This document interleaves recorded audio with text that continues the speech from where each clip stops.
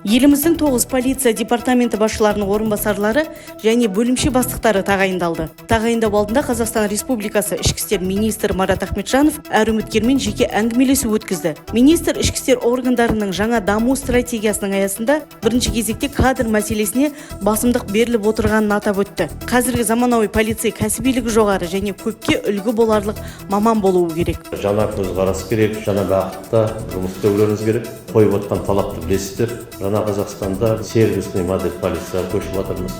Ол халықпен тығыз қарым-қатынасты нығайтып жұмыс істеу, халықтың сенімін ақтап, халықтың сеніміне ие болу бірінші. Сондықтан бүгінгі таңда менің қойып отқан сіздерге осылай талабым. Марат Ахметжановтың айтуынша қызметкерлердің қызмет барысында кәсіби әлеуетін тиімді бағалау және кәсіби дамуы мақсатында басшылық қызметке орталықтан аймаққа және аймақтан аймаққа қағидаты бойынша ротация жүргізу туралы шешім қабылданды. Ряд сотрудников, которые долгое время работали на территории, имеют определенный опыт работы.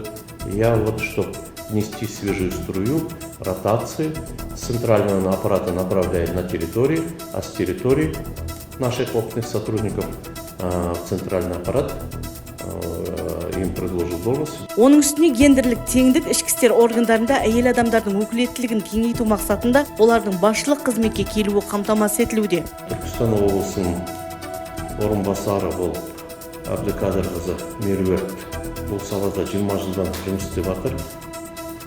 Бүкіл саланы өтті. Бүгін өзімен сұхбаттастым. Бәрі талаптарды қойдым. Енді біздің бір жағынан гендерный саясатты да қарауымыз керек. Сондықтан Әбдіқадырқызы Меруертті осы Түркістан облысы полиция департаментінің басшысының орынбасары болып тағайындап жатырмын бұйрықты. Кездесу соңында ішкі істер министрі Марат Ахметжанов жаңа қызметке тағайындалғандарға сәттілік тіледі.